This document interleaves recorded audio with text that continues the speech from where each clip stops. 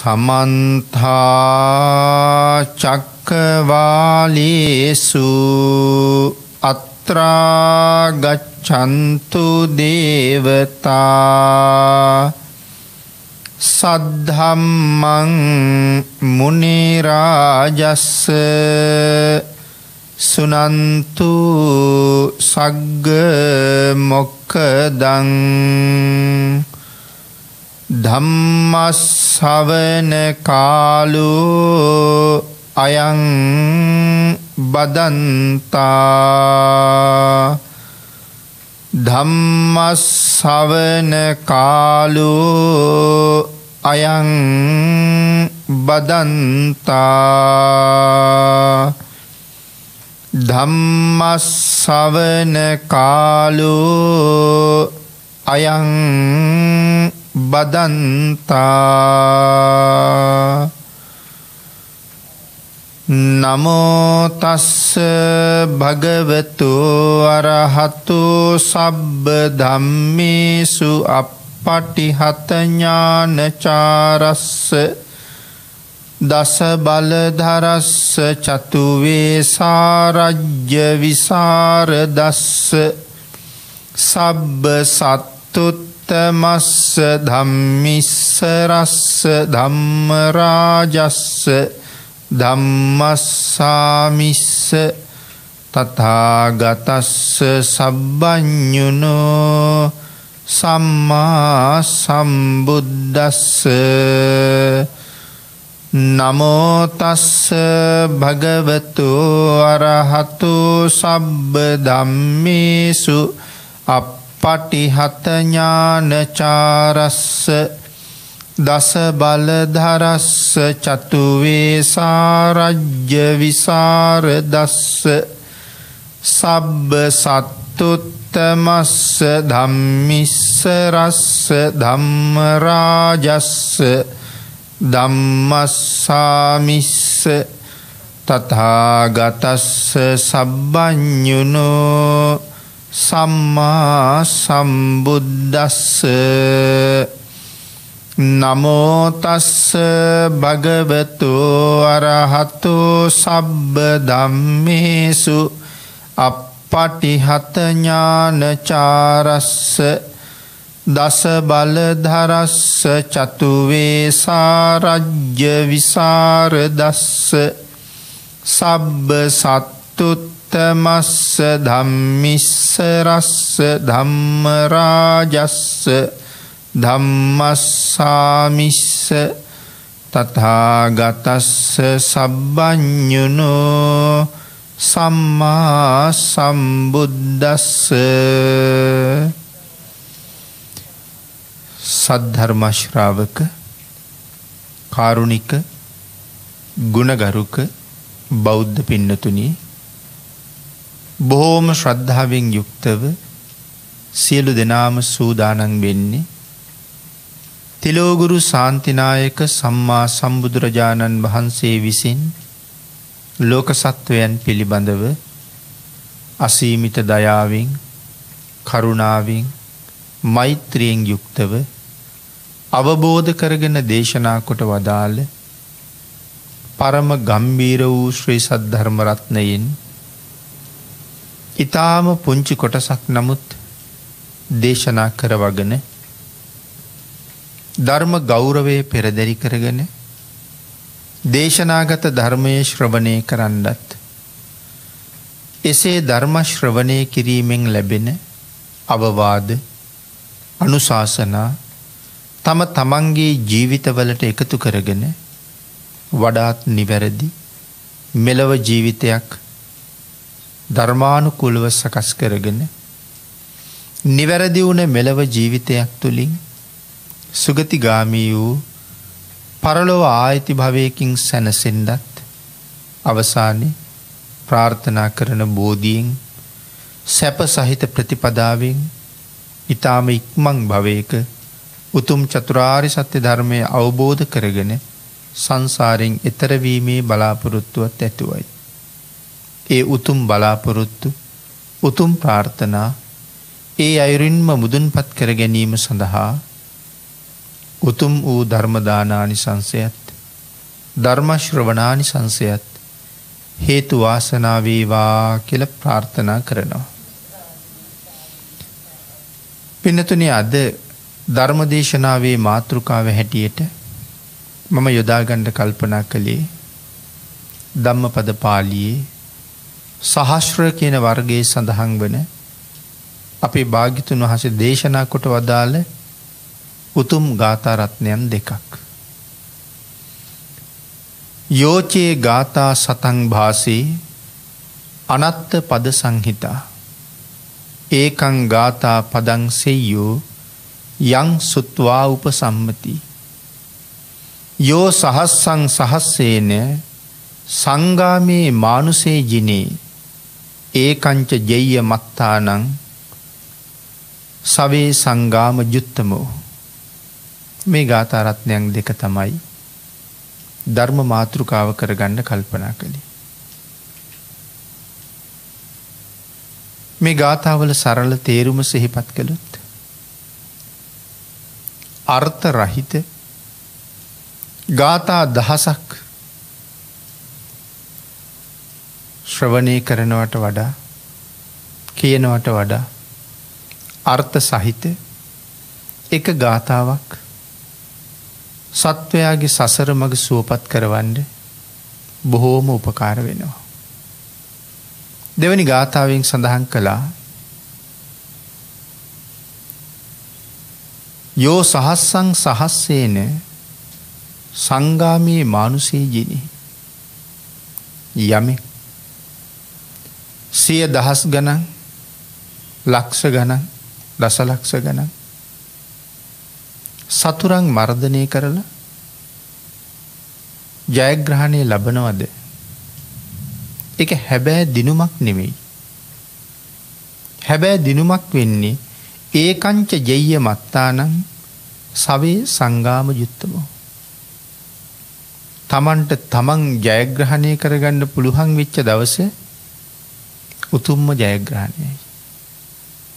මේ තමයි මේ ගාථා දෙකේ සරලම තේරුම. කවුරුන් උදෙසා කොයි වාගේ මොහොතක භාග්‍යතුන් වහන්සේ මේ ගාථා රත්නයන් දේශනා කොට වදාළද? අපි මේ කාරණාව බොහොම කෙටියෙන් සාකච්ඡා කරමින් මේ ධර්මාර්ථය ටිකක් සාකච්ඡා කරමු. අපේ බුදුරජාණන් වහන්සේ වැඩ ඉන්න කාලේ රජගහනුවර ඉසුරුමත් පවුලක වයස අවුරුදු 16ක් විතර සම්පූර්ණ වෙච්ච බොහොම සුරූපී තරුණ දියණියක් හිටියා. ඒ රූපයෙන් බොහෝම උසස් කියලා සඳහන් කරලා තියෙනවා. ඒ නිසාම මව්පියෝ ඇයට සාමාන්‍යයෙන් සමාජයේ එහෙ මෙහෙ හැසිරෙන්න ඉඩ දුන්නේ නැහැ. කරදර කම්කටොළු වලට භාජනය වෙන්න සිද්ධ වෙයි කියලා. සේවිකාවක් සමග ඇය මාලිගාවේ උඩුමහන් තලාවෙම තමයි නිතරම ජීවත් වුණේ. ඉඳලා හිටලා පහත මාලයට බැස්සා. ඇගේ මුළු ජීවිත කාලයම වගේ උඩුමහලේ ගත වුණා. ඇයට අවශ්‍ය සියලුම සැප සම්පත් ඕනෑපාකම් එහාට ලබලා දීලා තිබුණා. ඉතින් බොහොම සැපසේ වැඩුණා. එක දවසක් උඩුමහන් තලාවේ තමන්ගේ සිරියහනට වෙලා ඉන්න වෙලාවේ ඇයට ඇහෙනවා මේ පාරේ මහා ලොකු කලබලයක්. මිනිස්සු කෑකෝ ගහනවා. මහා කලබලයක්. ඒ වෙලාවේ ඇවිල්ලා මේ ඇරලා තිබිච්ච ජනෙල් කවුළුවෙන් පාර දිහා බැලුවා. ඇයට දැකින්න ලැබුණා බොහොම හැඩි දැඩි පුරුෂයෙක්. අත් දෙක පස්සට කරලා බැඳලා තවත් පිරිසක් ඔහු ඉස්සර කරගෙන අරගෙන යනවා මේ ගෙනියන්නේ මරන්න. මේ නගරයේ හිටපු මහා භයානක අපරාධකාරයෙක් හොරෙක්. රාජපුරුෂයන්ට අහු වෙලා රාජපුරුෂයෝ ඔහු මරන්න තමයි අරගෙන යන්නේ. හැබැයි මේ පුරුෂයා දැක්කට පස්සේ ඔහුගේ ශරීර ස්වභාවය හැඩි දැඩි බව කඩවසම් බව මේ සියලුම කාරණා මුල් කරගෙන අර තරුණියට මොහු පිළිබඳව පුදුමාකාර සෙනෙහසක් ඉපදුනා. ඔහු ඇයට අවශ්‍යමයි කියලා හිතුණා. නමුත් මේක දැන් මව්පියන්ට කීවත් කොහොමවත් ඒක වෙන්නේ නැති දෙයක් ඇයට ඔහු විවාහ කරලා දෙන එක. නමුත් ඇගේ කැමැත්ත ඒකයි. හදිස්සියේම ඉපදුන සිතුවිල්ල. ආහාර පාන වර්ජනය කරලා යහනට වෙලා නිදාගෙන ඉන්න නිසා මව්පියෝ ළඟට ඇවිල්ලා ඇහුවා ඇයි කායික අසනීපයක්ද? එහෙම නැත්නම් මානසික අපහසුතාවයක්ද? මොකක්ද මේ නිදාගෙන ඉන්න එකේ තේරුම කියලා. ඒ සඳහන් කළා දැන් මොහොතකට කලින් මෙතනින් අරගෙන ගියා එක පුරුෂයෙක් මරණය සඳහා. මට ඒ පුරුෂයා ඕනේ කියලා. ඉතින් මව්පියෝ සඳහන් කළා ඒ හොරෙක් අපරාධකාරයෙක් සමාජයට නොගැලපෙන කෙනෙක් නිසා රජු විසින් ඔහුට මරණීය දණ්ඩනය නියම කරලා. එකක් රාජ ආඥාවෙන් ඔහු මරණ දඬුවමට කැපවෙච්ච කෙනෙක්. අනිත් කාරණාව ඔහු වංචාකාරයෙක්, මංකොල්ලකාරයෙක්, හොරෙක්. රාජ ආඥාව නිසා ඔහු අපිට ගෙන්න ගන්නත් බෑ ආපහු. අනික මේ හොරෙක් මංකොල්ලකාරයෙක් පවුලට සම්බන්ධ කරගන්නවා කියන එක කොහොමත් සුදුසු නෑ. ඒක අපට ගැලපෙන්නේ නෑ. පවුල් පෙළපතට ගැලපෙන්නේ නෑ. ඒ නිසා ඒ වැඩේ කරන්න බෑ කියලා සඳහන් කළා. නමුත් ඔබට මේ වෙනකොට විවාහයක් නම් අවශ්‍ය. අපිට ගැලපෙන සුදුසු තරුණයෙක් හොයලා ඒ කාර්යය බොහොම ඉක්මනට නමුත් කරලා දෙන්න පුළුවන් කියලත් මව්පියෝ එයාට සඳහන් කළා. නමුත් ඇය කියනවා නෑ මට ඒ පුරුෂයාම තමයි ඕනේ. හිතේ රාගය බලවත් වෙච්චහම, ඇල්ම වැඩි වුණහම කල යුත්ත නොකල යුත්ත කියන එක තේරෙනවා බොහොම අඩුයි. රාගය කියලා කියන්නේ මහා දරුණු ගින්නක්. අපේ බුදුරජාණන් වහන්සේ 11 ගින්නක් පිළිබඳව කරුණු පැහැදිලි කරනකොට මේ රාග ගින්න පිළිබඳවත් දේශනා කළා. මේ හැම සත්වයක්ම ගත වෙන හැම මොහොතක් පාසාම ගිනි 11කින් පිච්චෙනවා. ඒ ගිනි 11න් එකක් තමයි රාගික ගින්න.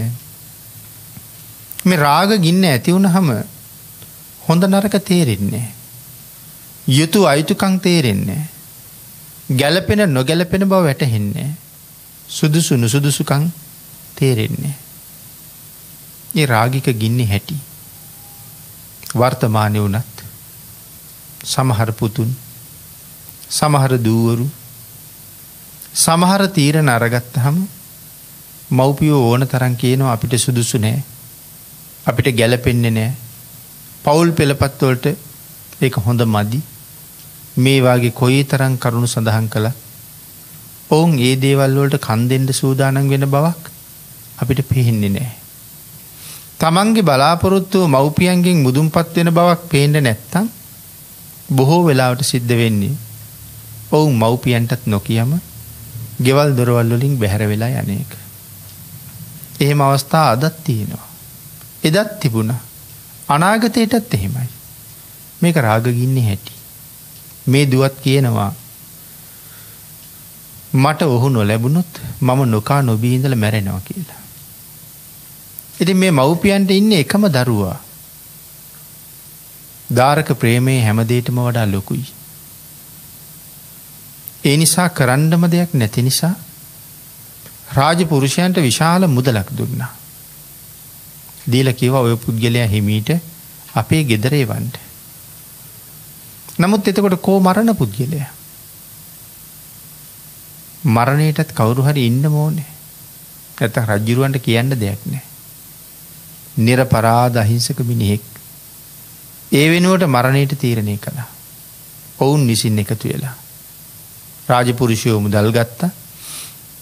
කෙටියෙන් සඳහන් කළොත් අල්ලසක් අරගෙන දඬුවමට ලක් වෙච්ච පුද්ගලයා නිදහස් කරලා නිර්පරාධ පුද්ගලයෙක් ඒ වෙනුවෙන් මරලා දැම්මා.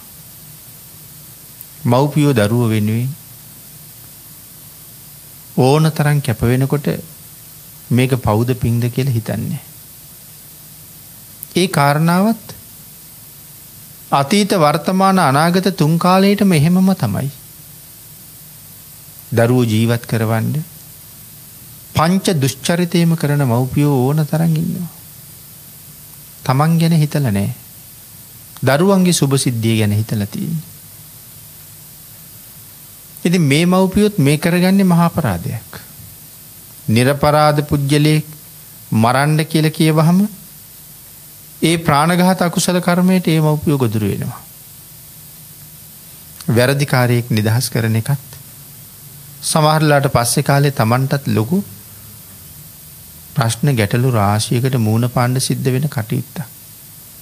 නමුත් දරුවගේ වමනාවනේ අර සියල්ලට වඩා දරුවා ගැන තියෙන බැඳීම ලොකුයි. ඉතින් ඔහු මාලිගාවට ගෙන්නගෙන දුවගේ ස්වාමියා කරලා දුන්නා.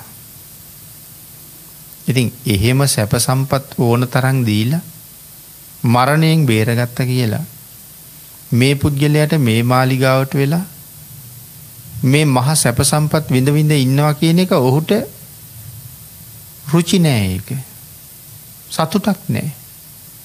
ඔහුගේ සතුට තියෙන්නේ හොරකමක් කරලා එහෙම නැත්නම් මංකොල්ලයක් සිද්ධ කරලා ඒකින් කීයක් හරි අරගෙන කඩපිලට ගිහිල්ලා මොනවා හරි අරගෙන ඒක අනුභව කරලා එහෙන් මෙහෙන් හැංගි ගත කරන ජීවිතේ පහුවදත් අපරාධයකට සැලසුම් හදන ජීවිතේ ඒක තමයි ඔහුට හුඟක් සැප. මේ තරුණියට ඔහු අවශ්‍ය වුණාට ඔහුට ඇය අවශ්‍යතාවයක් නැහැ. නමුත් ටික දවසක් හිටියා මේ මාලිගාවේ.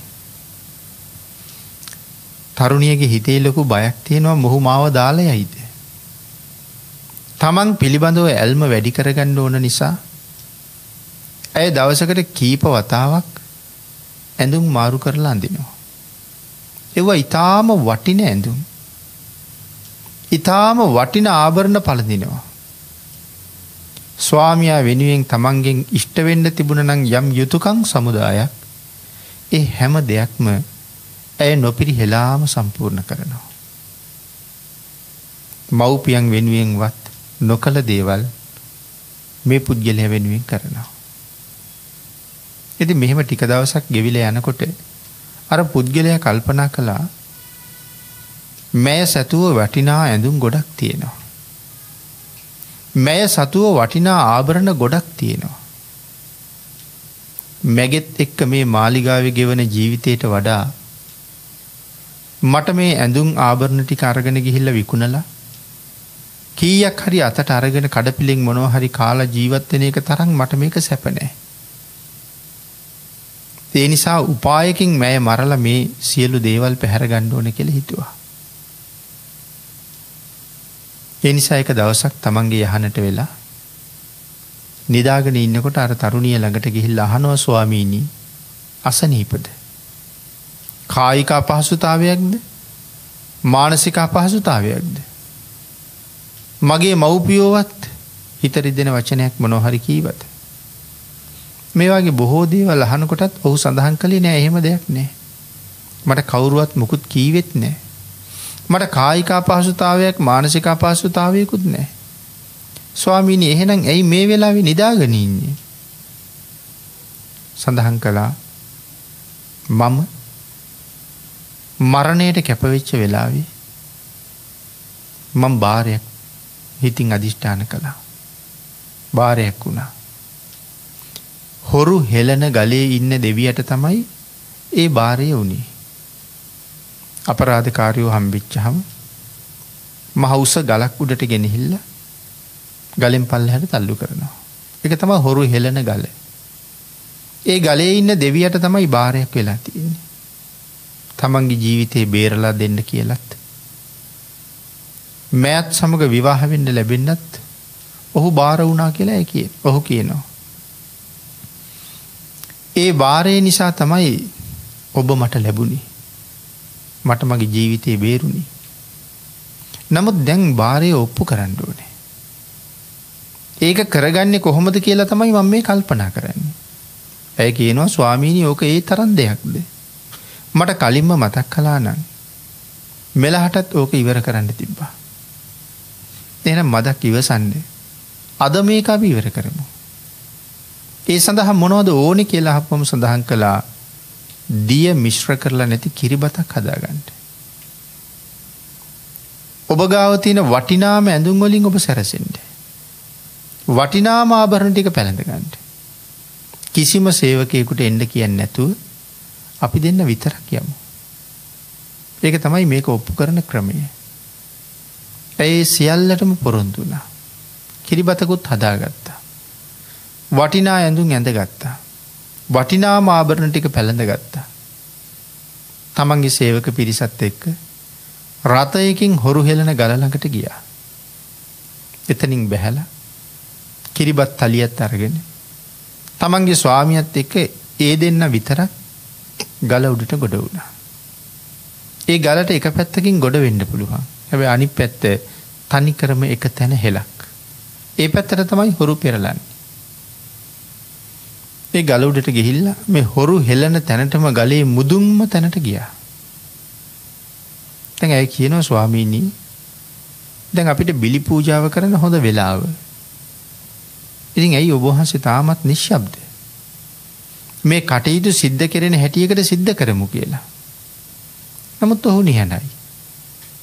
දෙතුන් පාරක් අහනකොට ඔහු කීවා මං වෙච්ච බාරයක්වත් මං යොදාගත්ත බිලි පූජාවක්වත් නැහැ. ඔබේ මාලිගාවට වෙලා සැප සම්පත් වළඳ ගෙවන ජීවිතේ මට වැඩකුත් නැහැ. මට මේ වෙලාවේ අවශ්‍ය ඔබ මරන්නයි. ඔබේ වටිනා ඇඳුම් ආභරණ ටික අරගෙන මම පිටත් වෙනවා. ඒ වෙලාවේ ඇය සඳහන් කළා ස්වාමීනි මේ කතාවේ තේරුම මොකද්ද? මාව මරලා මොකටද මගේ ඇඳුම් ආභරණ ගන්නෙ? මේ ඇඳුනුත් මේ ආභරණත් සහිතව මාලිගාවේ තියෙන මගේ අනික් ඇඳුම් ආභරණත් සහිතව මමත් ඔබේ. මේ සියලු දේවලුත් ඔබේ. ඉතින් අහවල් දෙයකටද මම මරන්නේ? ඔහු සඳහන් කරනවා මට උඹින් වැඩක් නැහැ. මට වටින්නේ මගේ සුපුරුදු ජීවිතේ. ඒ බැරිම තැන කිව්වා ස්වාමීනි මට ජීවිතේ දෙන්න. මේ උඹට අවශ්‍ය ආභරණ මේ සියල්ල ඔබ අරගන්න. ඔහු කියනවා ඒක කරන්න බෑ. ඔබට ජීවිතේ දුන්නාම ඔබ ගෙදර ගිහිල්ලා මම ගැන විස්තර කියයි ගෙදර අයට. එතකොට පස්සේ මට මොකක් වෙයිද? ඔබ මරලම තමයි මේ ටික ගන්න ඕනේ. ඒ ටිකක් කල්පනා කළා. ඒ හිතුවා නුවණ තියෙන මිනිස්සුන්ට මේ වාගේ වෙලාවල් වලට පාවිච්චි කරන්න. මගේ නුවණින් මම පලනෙලන්න ඕනේ. ඔහුට කියනවා ස්වාමීනි ඔබ හොරෙක් හැටියට මරන්න අරන් යනකොට මගේ උවමනාවට මගේ තාත්තා සල්ලි දීලා ඔබ බේරගත්තා. මගේ ස්වාමියා හැටියට ඔබ ටික කාලයක් නමුත් මං ගාව හිටියා. මගේ උවමනාවටයි ඔබ මාලිගාවට ගෙන්න ගත්තේ. එදා ඉඳලා අද වෙනකන් මං අතින් ඔබට වුණා නම් යම් වරදක් මට ඔබෙන් සමාව ගන්න ඕනේ. ඒ නිසා මට ඔබට වන්දනා කරන්න අවස්ථාව දෙන්න පුළුවන්ද කියලා ඇහුවා. හොඳයි කීවා. ඉන්නේ ගලේ මුදුන්ම තැන. ඇය ඔහු වටේ 3 වතාවක් ප්‍රදක්ෂිනා කරලා ඒ 3 වතාවක් ප්‍රදක්ෂිනා කරනකොට 4 පාර වෙගින් 12 වතාවක් විතර වැන්දා. වැඳලා ඉදිරිපසින් ඇවිල්ලා ගත සිපගෙන අනේ ස්වාමීනි මේක මගේ අන්තිම දර්ශනයයි. ඔබ මම දකින අන්තිම දවසයි මම ඔබ දකින අන්තිම දවසයි. අනේ මට සමා වෙන්න. එහෙම කියලා පිටිපස්සෙන් ගිහිල්ලා එහෙම්මම කළා. එහෙම පිටිපස්සේ ඉන්න අතරේ ඒක පාරම ඔහු අර කන්දෙන් පහළට තල්ලු කළා. ගල් වල වැදිලා කෑලි කෑලි වලට කැඩිලා ඔහු මරණයටපත් වුණා. සඳහන් කරනවා හොරු හෙළන ගලේ හිටපු දේවතාවා මේ වෙලාවේ සාදුකාර පැවැත්තුවා කියලා. නමුත් ඇය කල්පනා කළා දැන් ගෙදර ගියොත් ස්වාමියා කොයි කියලා අහලා මගෙන් ප්‍රශ්න වැලක් අහනවා. ඇත්ත කීවත් පිළි නොගන්නත් පුළුවන්. මට බැනුම් අහන්න වෙන්නත් පුළුවන්. අහන ප්‍රශ්න වලට උත්තර දීලා ඉවරයක් නැති වෙන්නත් පුළුවන්. දැන් ආයේ ගෙදර යන්නේ එකේ තේරුමක් නැහැ. ඇයි එහෙම්මම වනාන්තරගත වෙලා කැලෑව දිගේ ඇවිදගෙන යනකොට ඇයට හම්බුණා පරිබ්‍රාජිකාරාමයක්. ඒ අයට ඇය සඳහන් කළා මාව පැවිදි කරන්න ඔබලා ළඟ. පැවිදි කෙරෙව්වා.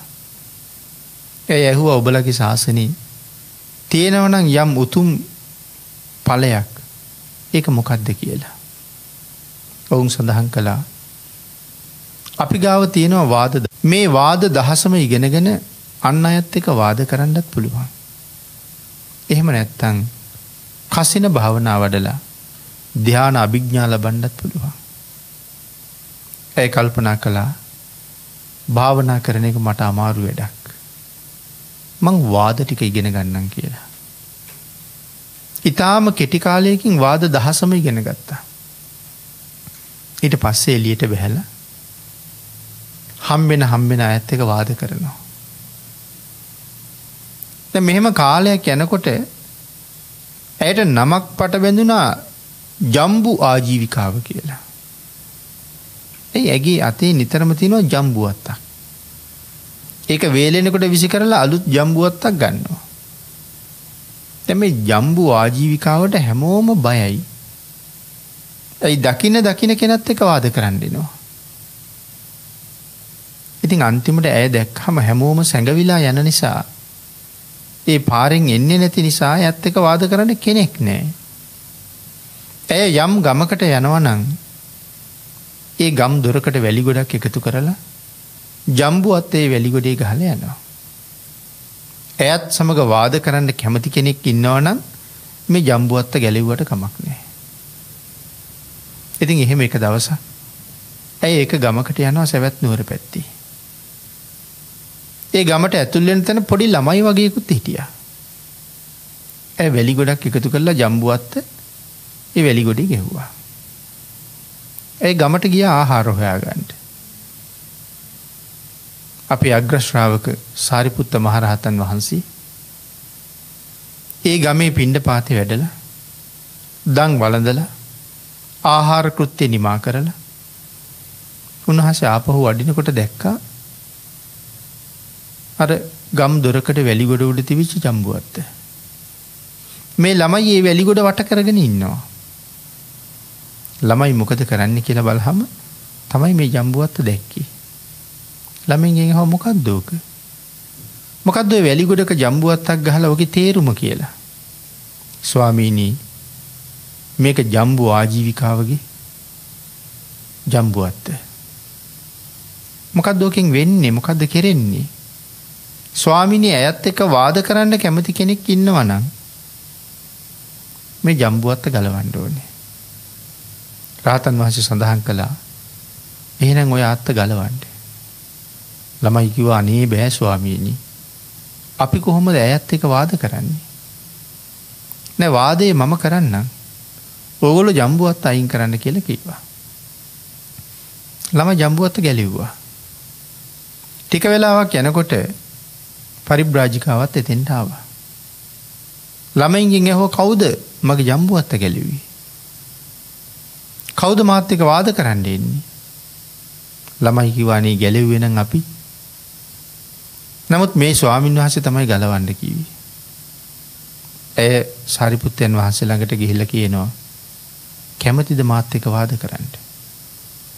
උන්වහන්සේ සඳහන් කළා කැමතියි. එහෙනම් සුදුසු තැනකට යමු වාද කරන්න. මේ වෙනකොට මේ කතාව ගම පුරාම පෙතිරිලා ගිහිල්ලා. මිනිස්සු වැල නොකැඩි එකතු වෙලා පඬිවරු වාද කරනවා.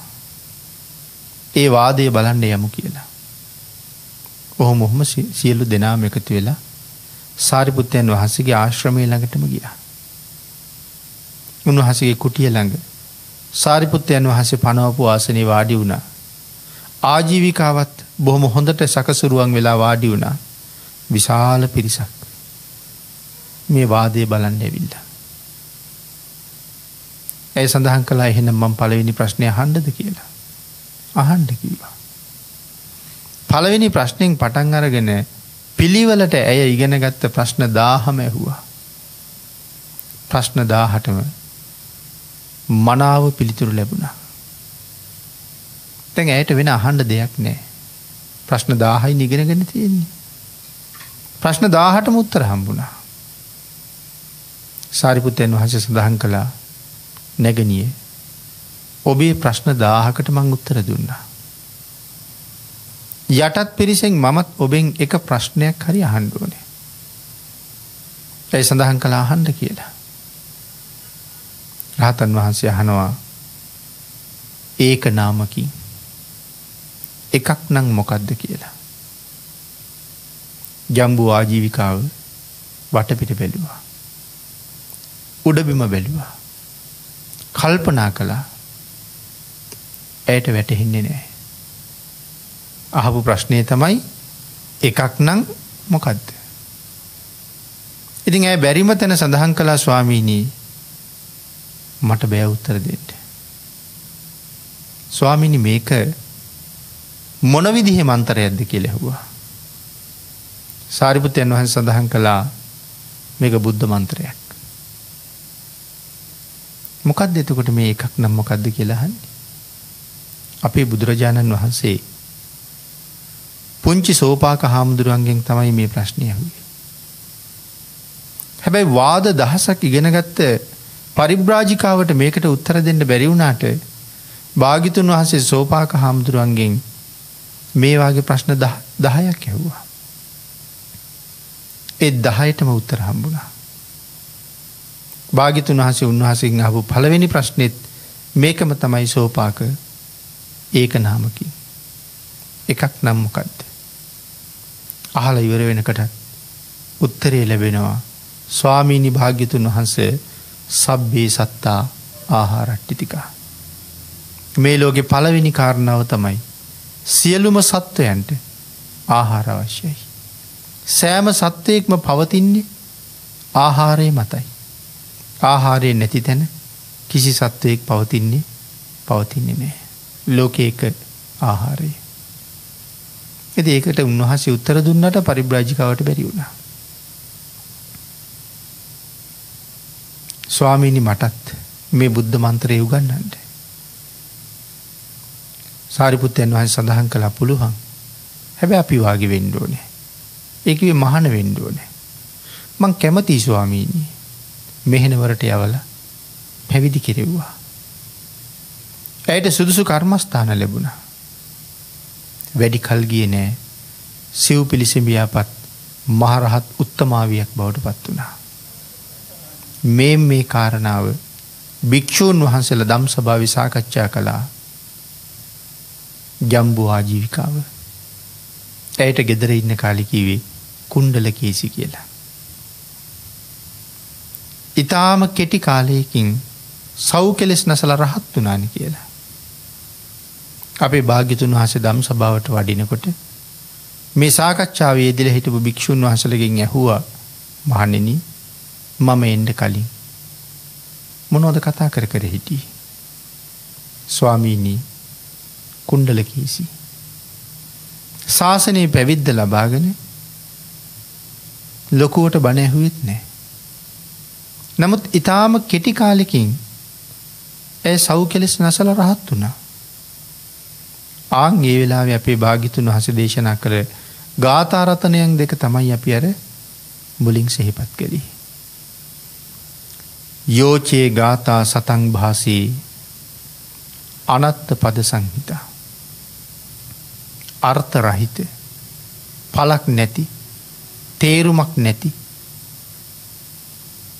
ගාථා 100ක් 1000ක් ඇහුවත් ඒකෙන් Tamanට වැඩක් නැහැ. දැන් මේ ආජීවිකාව වාද දහසක් ඉගෙනගෙන තිබුණා. නමුත් ඒ දේවල් වලින් ඇයට කිසි පළක් නැහැ. වාද කරන්න විතරක් පුළුවන්. මෙලවට ලාභයකුත් නැහැ, පරලොවට ලාභයකුත් නැහැ. නිරර්ථකයි. ඒකං ගාථා පදං සෙය්‍යෝ යං සුත්වා උපසම්මති. අර්ථ සහිත ගාථාවක එක පදයක් ඇහුවත් ඒක Tamanට බොහෝ යහපතක් කරනවා. එහෙම අර්ථ සහිත එක පදයක් අහන එකත් ඊටාම උසස්. මහණෙනි මගේ මේ ධර්මයේ දීර්ඝ දේශනාවක් කිය කෙටි දේශනාවක් කිය එහෙම කාරණාවක් නෑ මහණෙනි.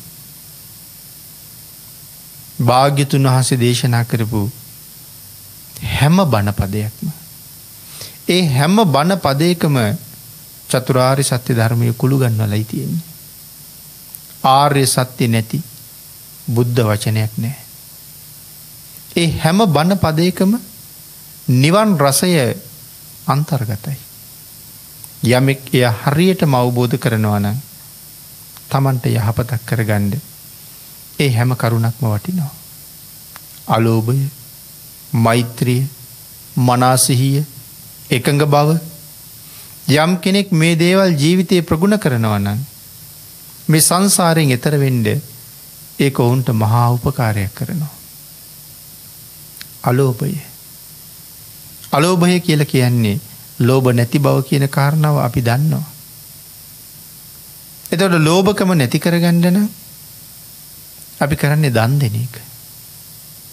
ලෝභකම කියන වචනයට තව තේරුම් හුඟක් තියෙනවා. ලෝභකම, තණ්හාව මේ ආදී හැම දෙයක්ම. එතකොට මේ සංසාරේ මේසා කාලයක් සතර අපායවල නිමක් නැති දුක් අන්දරාවල් විඳ විඳ අපි ආවේ මොකක් නිසාද? තෘෂ්ණාව නිසා. තෘෂ්ණාව තමයි සංසාරේ අපිව ඇවිද්දවල තියෙන්නේ. එතකොට ඒ තෘෂ්ණාව නැති කරන්න නම් අපි දන් දෙන්න ඕනේ. ලෝභයයි, ද්වේෂයයි, මෝහයයි නැති කරලා දන් දෙන්න ඕනේ කියලා අපි නිතරම කියනවා. ලෝභය නැති තැන තියෙන්නේ අලෝභය. ද්වේෂය නැති තැන තියෙන්නේ මෛත්‍රිය. මෝහය නැති තැන තියෙන්නේ ප්‍රඥාව. එතකොට මෙතනත් සඳහන් කළා අලෝභය, මෛත්‍රිය, මනාසිහිය, එකඟ බව මේ දහම් පද අතුරෙන් හැම දහම් පදයක්ම ඊ타ත්ම උතුම්. අලෝභය කියන වචනේ ඇතුලේ විස්තර කරන්න දහම් සාගරයක් තියෙනවා. මෛත්‍රිය කියන කාරණාව ඇතුලේ අපේ ජීවිත කාලෙම සාකච්ඡා කරන්න උනත් කරුණු තියෙනවා. එකඟ බව, මනසිහිය. මනසිහියක් නැති හැම තැනකම එකඟ බවක් නැහැ. සංසිඳුණු බවක් නැහැ. සමාධියක් නැහැ. අපි භාවනාවක් පුරුදු කරන්නේ හිත එකඟ කරන්න කියලා හිතාගෙන. හිත එකඟ කරන්න භාවනා කරන්නේ අපේ හිත හැම වෙලාවෙම සැලෙන නිසා. මේ හිත කොයි තරම් සැලෙනවද? කොයි තරම් දුවනවද, දඟලනවද? ඒක හොයාගන්න උත්සාහ කරන්නකෝ. යම් වෙලාවක තුනුරුවන් වඳින වෙලාවට හරි අපි භාග්‍යතුන් වහන්සේට වන්දනා කරන්න කෙටියෙන්ම නමෝ තස්ස භගවතු අරහතු සම්මා සම්බුද්දස්ස කියලා කියනවා. අපි පින්නතුන් උත්සාහ කරන්නකෝ 3 වතාවක් මේ පාඨයේ සජ්ජායනා කරනකොට මගේ හිතට කොහෙවත් යන්න නොදී භාග්‍යවත් වූ අරිහත් වූ සම්මා සම්බුදුරජාණන් වහන්සේට නමස්කාර වේවා කියන තේරුම හිතින් මෙනෙහි කරලා මේක 3 වතාවක් කියන්න උත්සාහ කරන්න. ඔබට අවංකවම බලන්න මේ 3 වතාව කියන අතරතුර මේ අරමුණෙන් බැහැර වෙලා මේ හිත කී පැත්තක දුවනවද කියලා. භාග්‍යතුන් වහන්සේගේ අනන්ත මහ ගුණය ඉතිපිසෝ භගවා ආදී ගුණ 9කින් ගුණ පාඨයක් දේශනා කළා. මේක භාග්‍යතුන් වහන්සේමයි මේ ගුණ පාඨය අපිට හදලා දෙන්නේ. පුළුවන් නම් උත්සාහ කරලා බලන්න. මේ ගුණ 9 සජ්ජායනා කරන අතරතුර හිතට තමන්ගෙන් බාහිරට යන්න නොදී තේරුම මෙනෙහි කර කර මේ ගුණ 9 කියනවා මම මේ වෙලාවේ කියලා. හැන්දෑවට ওই වන්දනා කරන වෙලාවක බලන්න. පළවෙනි ගුණයෙන් පටන් අරගෙන අවසන් ගුණයට යනකොට හිත කී පාරක් කී දිහාවක ගියාද කියලා හිතලා බලන්න. එතකොට තේරෙනවා කෝ අපේ එකඟ බව කියලා. කෝ මනා සිහිය කියලා. එතකොට මේ කටයුතු කරන හැම මොහොතකම එකඟ බවින් සිහියෙන් තොරයි. සිහිය පිහිටවාගෙන මනා සමාධියකට එනවා කියලා කියන්නේ තමන් බොහෝම උසස් තැනකට එන්න කටයුතු කරගත්ත කියන එකයි. ඒ කාරණාව මෙතන සඳහන් කළා ජීවිතයේ බොහෝම වටිනවා. තමන්ගේ හිතේ එකඟ බව. යෝ සහස්සං සහස්සේන සංගාමී මානුසේ ජිනි. යම් කෙනෙකුට පුළුවන් 100 ගණන් 1000 ගණන් ලක්ෂ ගණන් දසලක්ෂ ගණන් සතුරන් එක්ක යුද්ධ කරන්න. යුද්ධ කරලා සියලු දෙනාම මරලා ජයග්‍රහණය කරන්නත් පුළුවන් වේවි. ඉතින් හිතන්නකෝ 1000 ගණන් දසදහස් ගණන් ලක්ෂ ගණන් සතුරෝ මරලා යමෙක් ජය ගන්නවා කියලා කියන්නේ ඔහු මේ ලෝකේ මොනතරම් වීර පුරුෂයෙක්ද කියලා. එහෙම යුද්ධ කරපු අය අතීතේ හිටියා. ඉතින් ඔවුන් මොනතරම් වීරයෝද? දැන් අපිට හිතාගන්න බෑනේ යෝධයෙක් යුද්ධයකට අවතීර්ණ වුණාම මොනතරම් සතුරු පිරිසක් මරනවද කියලා. දැන් අපේ වුණත් සමහර යෝධයෝ යුද්ධයට ගිහිල්ලා තියෙන්නේ මේ යගදාවක් අරගෙන. තේරපුත්හබේ යෝධය හැම දිග යකඩ ඉන්නක් අරගෙන තමයි යුද්ධ භූමියට ගිහින් තියෙන්නේ. තව කෙනෙක් ගියේ තල් ගහක් ගලවලා කරටියේ කඩලා විසි කරලා තල් ගහ කරේ තියාගෙන ගියේ. තව කෙනෙක් ගියේ මග යනකොට හිටවලා තිබුණ කරත්තේ උස්සලා කරේ තියාගත්තා. ඉතින් හතුරු මැද්දට ගිහිල්ලා මේ පොල් ගහක් කරකවනවා. අපි අර පොඩි ලීයක් කරකවනවා වගේ පොල් ගහ කරකවනවා. ඉතින් අර හතුරන්ගේ ඇඟේ වැදිලා ඔලු ගෙඩි ගැලවිලා විසිනවා විතරයි පේන්නේ. එතකොට ඒ අයට නැමිලා බේරෙන්න බැරිද? සඳහන් කරනවා යමක් කැරකෙනවා පේනවා නම් අයින් වෙන්න පුළුවන්. මොකද්ද වෙන්නේ කියලා තේරෙන්නේ නැහැ. පොල් ගහ කැරකෙනවා. නමුත් කැරකෙන්නේ මොකද්ද කියලා පේන්නේ නැහැ. ඇඟේ වදිනවා විතරයි තේරෙන්නේ.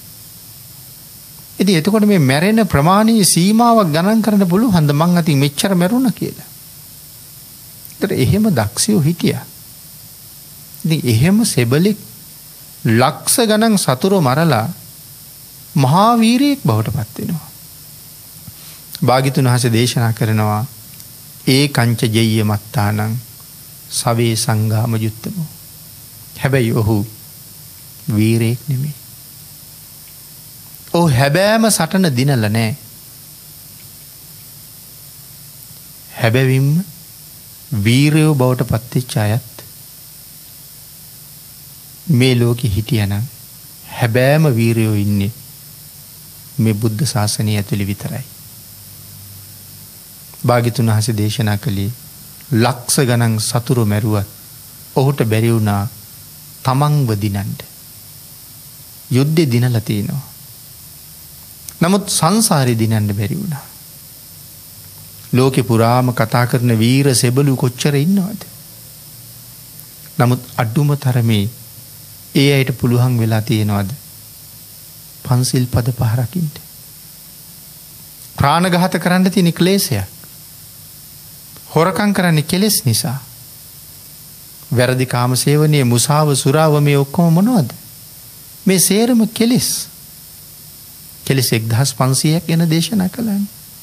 නමුත් කෝ මේ තරම් පිරිසක් දිනාපු මේ සෙබලට පුළුවන් වුණාද මේ කෙලෙස් පරාජය කරන්න? බැරි වුණා. සමහර වෙලාවට යුද්ධෙට යන්නේ කෙලෙස් වලට යට වෙලා. සුරාපානය කරලා යන්න පුළුවන්. මේ වගේ නොයෙක් හේතු නිසා. එතකොට ඔහු තමන් දිනලා නැහැ. සැබෑ දිනුමක් නැහැ. මෙලොව දිනුමක් එහෙම ලබලා තිබුණා සංසාරේ දිනලා නැහැ. මෙරිලා නිරේට.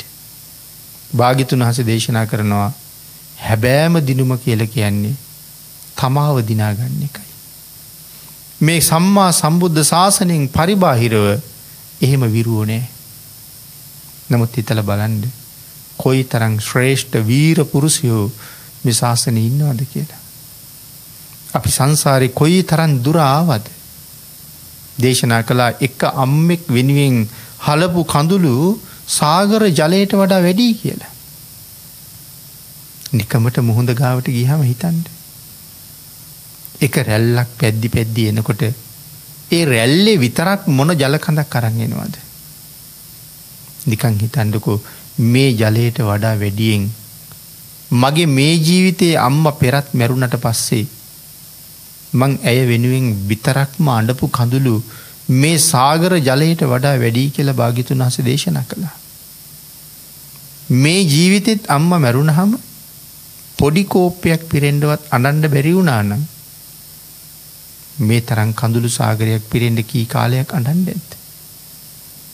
ඇයි ඒ තරම් සසර ආවේ මේ කෙලෙස් ටික දිනාගන්න බැරි වෙච්ච හින්දා. නමුත් මේ ශාසනයේ රහතන් වහන්සේලා කියලා අපි කතා කරන්නේ මේ ලෝකෙ ඉන්නේ හැබෑම වීරයන්ට. ආන් එවන් තමන් දිනන්න හිතන හැබෑම වීරයෙක් ගාව තියෙනවා කෙලස් කපා හරින කඩුවක්. ඒක තමයි තමන්ගේ නුවණ නැමැති කඩුවෙන් කෙලස් සතුරා විනාශ කරනවා. ඒ සෙබල ගාව තියෙන හොඳ පෙළපාලියක්. සෙබළු පෙළපාලිය යනවනේ. මේ සෙබල ගාවත් තියෙනවා පෙළපාලියක්. කෙලස් සතුරා නසන සෙබල ළඟ තියෙන පෙළපාලිය තමයි සක්මන් මළුව. ඒ මළුවේ එහාට මෙහාට පෙළපාලිය යනවා වගේ සක්මන් කරනවා. හිත එකඟ වෙනකොට ආසනේ වාඩි වෙනවා. හිත විසිරෙනකොට නැවත සක්මනට බහිනවා. ඒකයි සක්මන කෙරවල ආසනයක් තියෙන්නේ. හැබැයිම යුද සෙබලටත් තියෙනවා රාත්‍රියට ඉන්න වෙනම තැන, දවල්ට ඉන්න තව තැන. සඳහන් කළා තමන්ව දිනන සෙබළුන්ට, කෙලෙස් දිනන සෙබළුන්ටත් රාත්‍රී ස්ථාන, දිවා ස්ථාන තියෙනවා. ආරණ්‍යවල සංඝයා වැඩ ඉන්න තැන්වල සංඝයාට දවල්ට භාවනා කරන්න වෙනම තැන් තියෙනවා. රාත්‍රියට භාවනා කරන්න වෙනම තැන් තියෙනවා. ඒ තමයි මේ සෙබලගේ දිවා රාත්‍රී කඳවුරු. මේ කඳවුරු ඇතුළට වෙලා අර පෙළපාලියේ ගමන් කරමින් නුවණ නැමැති අවිය හසුරුවමින් කෙලෙස් සතුරා ඝාතනය කරලා තමාව දිනනවා නම් යමෙක්, ඔහු තමයි හැබෑම ජයග්‍රාහකයා. එවන් ජයග්‍රාහකයන් නිර්මාණය කළේ භාග්‍යතුන් වහන්සේමයි. භාග්‍යතුන් වහන්සේ අද අපට ධර්ම දේශනා කරන්න රූපකයෙන් නොවැඩිය තවත් එවන් සෙබළු ලක්ෂ කෝටි ගණන් නිර්මාණය කරන්න පුළුවන් දහමක් ලෝකයට දානය කරලා භාග්‍යතුන් වහන්සේ පිරිනිවන් පෑවා. ශ්‍රේෂ්ඨ මනුස්ස ජීවිතයක් අපිට හම්බුණා. ඒ මනුස්ස ජීවිතයට හැබෑම අර්ථයක් අපි කරනවා නම් භාග්‍යතුන් වහන්සේට කීකරු වෙලා, භාග්‍යතුන් වහන්සේගේ දේශනාවට අවනත වෙලා, භාග්‍යතුන් වහන්සේ පෙන්නපු මාර්ගයේ ගමන් කළොත් හැබෑම දිනුමක්. කුණ්ඩලකේසි හොරෙක් එක්ක පොර බදලා හොරා මරලා තමන් දිනුවා. හැබැයි ඒක හැබෑම දිනුම නෙමෙයි. නමුත් සත්පුරුෂයෝ මුණ ගැහුණ නිසා ඇයට පස්සේ පුළුවන් වුණා හැබෑම සෙබලියක් බවට පත් වෙන්න. සංසාරයෙන් මෙතර යන්න. අපි ඒ ශාසනයේ අපේ ශාසනය කියලා කියන අය එහෙනම් අපිටත් පුළුවන් වෙන්න ඕනේ භාග්‍යතුන් වහන්සේට කීකරු වෙන්න. එදාට මෙලවත් දිනනවා, පරලොවත් දිනනවා, සතුටින්ම මෙලවින් සමුගන්න පුළුවන් අය බවට පත් වෙනවා. ආන් එවන් උතුම් ශාසනයක තමන්ගේ ජීවිතේ හික්මවාගෙන සතර අපායට පිටුපාලා සුගතියට මුහුණලා ප්‍රාර්ථනා කරන බෝධියෙන් සැප සහිත ප්‍රතිපදාවෙන් උතුම් අමා මහ නිවනින් සැනසෙන්න අපිටත් භාග්‍යතුන් වහන්සේගේ ආශිර්වාදයෙන් ශක්තිය, ධෛර්යය, භාග්‍ය, වාසනාව උදා වේවා කියලා ප්‍රාර්ථනා කරමු.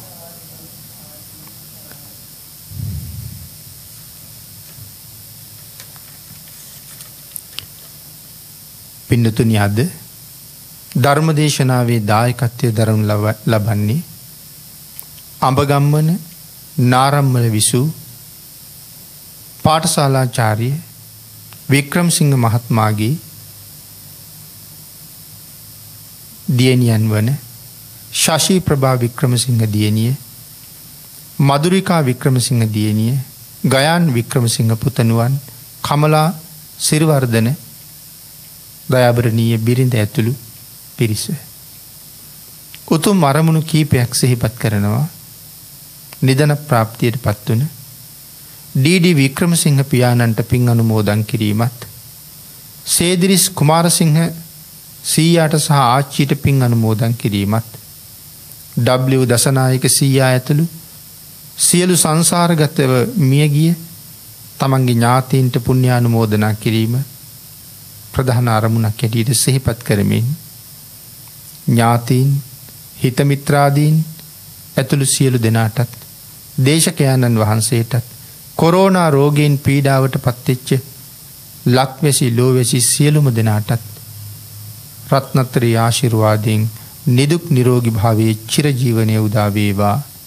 බෞද්ධ මාධ්‍යජාලයේ නිර්මාතෘවරව වැඩ සිට අපවත් වී වදාළ දරණාගම කුසල ධම්ම නායක මාහිමිපාණන් වහන්සේට මේ පින් අනුමෝදන් වේවා. තාදිමෑණියන් වහන්සේටත්, දේශකයන්න් වහන්සේටත් චතුරාර්ය සත්‍ය ධර්මය ඉක්මන් භවයකම අවබෝධ වේවා. ධර්ම දේශනාවේ දායකත්වයේ දරන කමලා සිරිවර්ධන මෑණියන් ඇතුළු දරු පිරිස ඒ විදිහට ප්‍රාර්ථනා කරලා ආශිර්වාද කරනවා. ඒ පිරිස විසින් පින් අනුමෝදන් කළ තමන්ගේ පියාණන් ඇතුළු සියලුම ඥාතීන්ට පින් අනුමෝදන් වේවා. ආශිර්වාද කළ සියලු දෙනාටම රත්නත්‍රී ආශිර්වාදයෙන් නිදුක් නිරෝගී භාවයේ චිරජීවනයේ උදා වේවා. ප්‍රාර්ථනා කරන බෝධියෙන් සැප සහිත ප්‍රතිපදාවෙන් ඊටම ඉක්මන් භවයක උතුම් චතුරාර්ය සත්‍ය ධර්මය අවබෝධ කරගෙන මේ සංසාරයෙන් එතර යන්න වාග්ය වාසනාව ලැබේවා කියලා ප්‍රාර්ථනා කරමු. ආකාසට්ඨා ච බුම්මට්ඨා දේවා නාග මහිද්దికා පුඤ්ඤන්තං අනුමෝදිත්වා චිරං රක්ඛන්තු ලෝක සාසනං දේවෝ වස්සතු කාලේන සස්්‍ය සම්පත්ති හේතුච පීතෝ භවතු ලෝකෝ ච රාජා භවතු ධම්මිකෝ.